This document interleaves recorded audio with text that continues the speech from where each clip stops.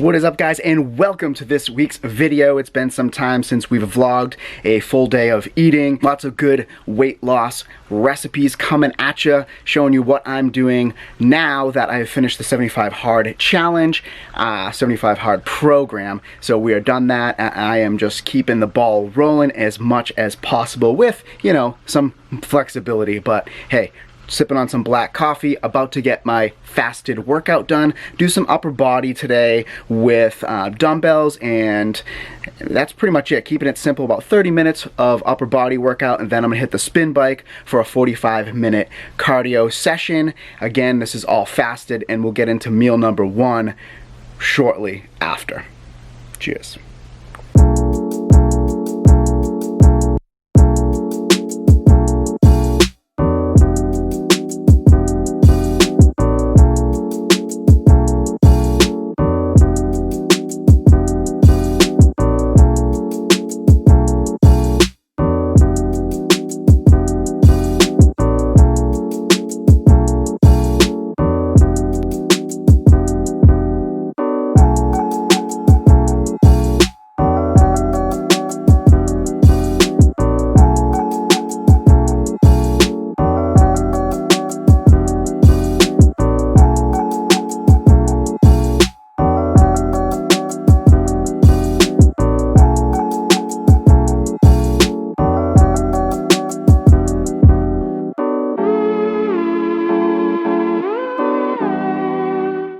Workouts are completed, just took a very quick shower. It is about time to break my fast. All I've had is black coffee today, like I said, and I've drank almost a whole half a gallon of water. Try to get in close to a gallon every day, just like when I was in the 75 Hard program. I did 2 45-minute workouts. My weighted workout ended up being 45 minutes. I know I said 30, but anyway, went 45 minutes and then did 45 minutes on the spin bike. I am depleted, I am hungry. Now, this is a trick that I've been doing lately, kind of a targeted ketogenic approach.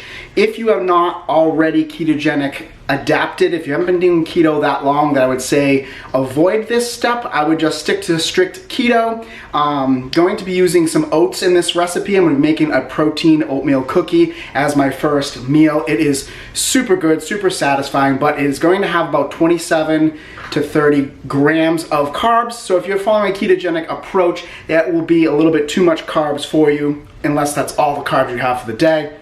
However, I'm doing more of a targeted ketogenic approach today. Some days I do low carb, some days I am strict keto, but always higher protein. So that's the approach that I have been doing lately. Why am I doing this? Right after a big workout like I just did, I want to replenish my glycogen stores, kind of aid in that muscle recovery. The carbohydrate is going to help shuttle the protein into muscles to help better repair the muscles and just aid in recovery in general. Obviously, I could just stick to straight keto and I would be totally fine, but I've been finding this to be kind of an enjoyable approach. I'm having a little bit higher of carb days lately. Again, some days lower, some days are higher, low carb approach. Always keeping my protein high, so just keep that in mind when I show you the meals that we are doing today. But if you are sticking to strict keto, replace the oats that I'm going to use in this recipe with 2 eggs, 1 scoop of collagen peptides. That's it.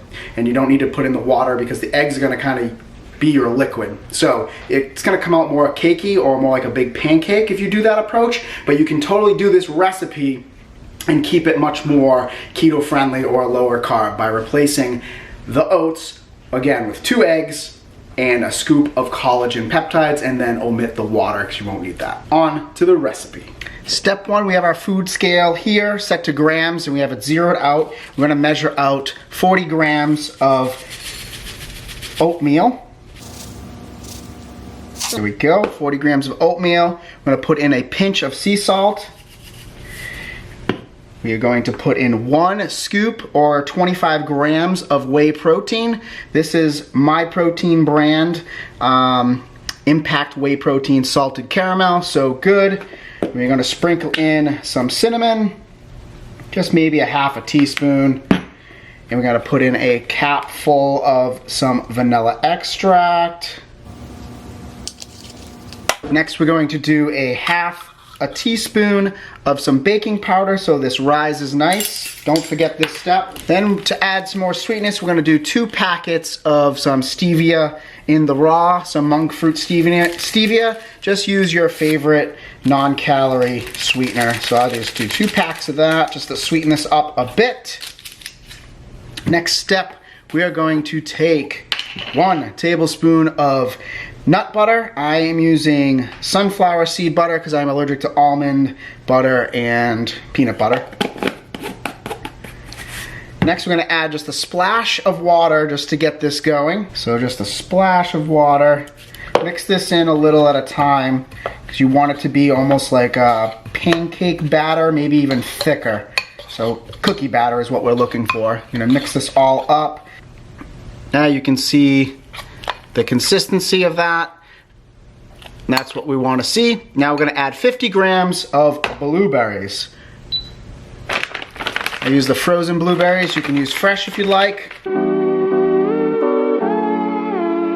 Here we go. Mix that all together and we have our oatmeal protein cookie batter ready to go in the air fryer. You can also fry this up in a pan. I've done that. It comes out pretty good as well, but the air fryer is a no-brainer. Okay, I've taken our air fryer and then I've simply lined it with some aluminum foil so the cookie batter doesn't just fall through the cracks. Spray it liberally with some non-stick, just some non-stick olive oil. Now we're going to take our cookie batter and just dump it right into the middle. Now you can see I've used the spoon to just kind of move it all around. You don't have to be too picky about this. Just want it to be in the middle. It will expand, it will rise, it will become bigger than this. Pop her in the air fryer. We are going to go 400 degrees for 5 minutes per side. Sometimes 6, but we're gonna check this in 5 and go with that. This is what it'll look like after 5 minutes. I'd say 5 or 6, like I said earlier. It's very hard to flip, so I'm going to pull this out and attempt to flip it.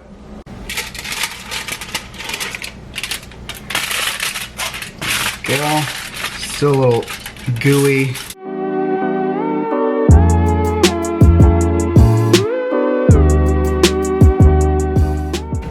Totally made a mess of this thing, but hey, it'll come together when we air fry it a little bit longer. As you can see, I put it back together. Just kind of mushed everything back around. It'll be fine. We're gonna air fry it for another 6 minutes and it will cook all the way through and it'll still be delicious. And there you have it. Not the prettiest looking oatmeal protein cookie, but I'll tell you, this thing tastes amazing. It almost fills up the entire plate, so some good volume right there. All right, let's give this a little taste test. I like to put a little bit of sugar-free maple syrup on my cookie. Just a little bit, and then I just kind of pull off little chunks. Here you have a little nibble there. It's probably not focusing. So good. Moist on the inside, filled with flavor, crunchy on the outside. Just what a cookie should taste like. Even with protein powder, sometimes protein powder, can be kind of dry. This stays nice and moist. I think the sun butter helps with that. So if you're using peanut butter, almond butter, whatever, that will help. And the blueberries give it a nice little pop. Such a good little treat. Great first meal. Let's check out the macros in this one cookie. Okay, for meal number 1, I'm tracking everything in MyFitnessPal. Highly recommend tracking your stuff in MyFitnessPal. That way there you can keep track of your macros and your calories.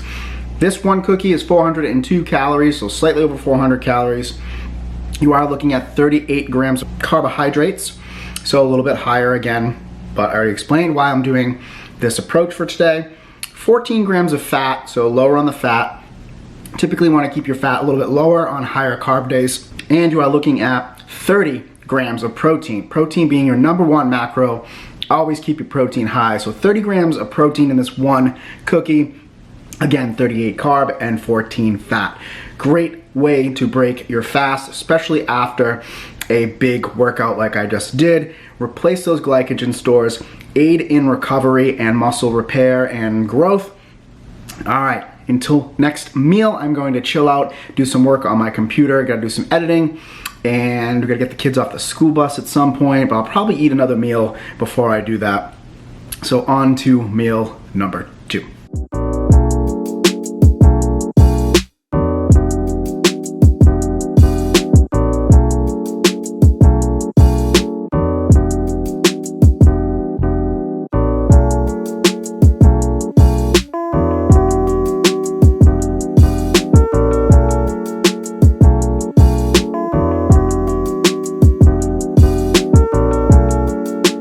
It's been a couple hours, and just like that, lunch is served. So what we have here is a coffee with some muscle milk. As you can see, I frothed it up with that little frother. So it's the first time having this muscle milk.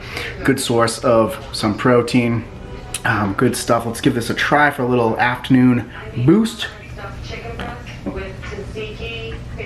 Oh, that's good, just like dessert. So check out what else we have here. In this bowl, I whipped up 6 ounces of cauliflower rice and 6 ounces of skinless, boneless chicken thighs that I had left over. Just microwaved them real quick and topped them off with some peppers and some cucumbers for some freshness.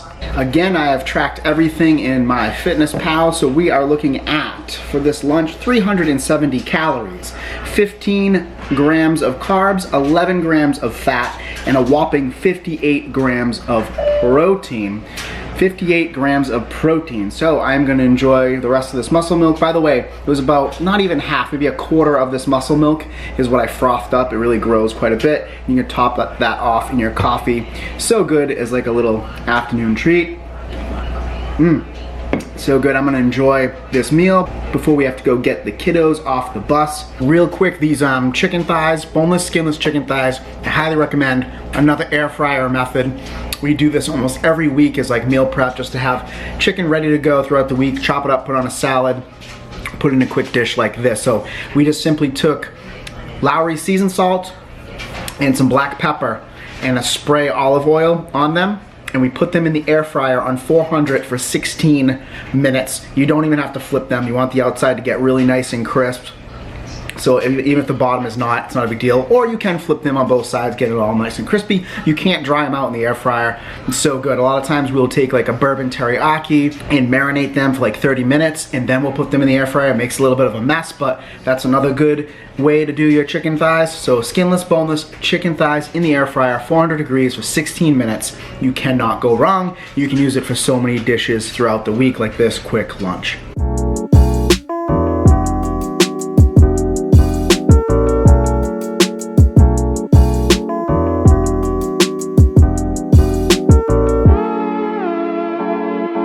For dinner, we are doing some Instant Pot chicken. Basically in here, I sprayed it with some non-stick. I have 3 chicken breasts in there, which are about 2 pounds.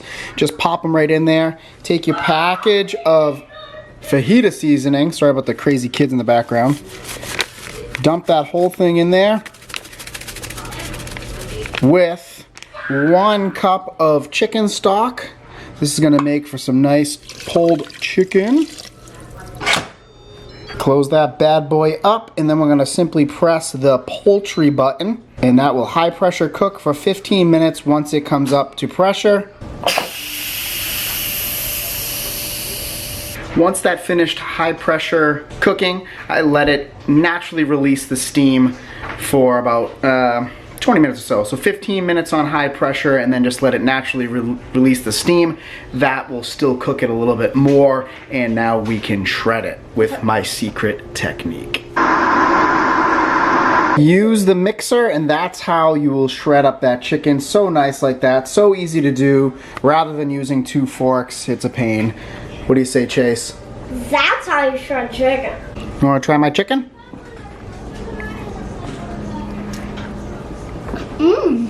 On the side, in a pan, I just have some spray olive oil with a pepper and onion, sauteing away with this fajita seasoning and some sea salt and pepper to go with our fajitas. Now we begin to build our fajita. So I have these carb balance flour tortillas. I microwaved it real quick for 12 seconds in the microwave. Got my trusty food scale under there, zeroed out. I'm gonna put on some chicken.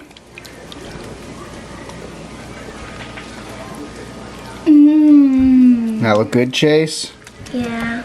Yeah, you gonna have one? Maybe. Maybe. Well, I see you got your bowl over there of chicken. Is that good?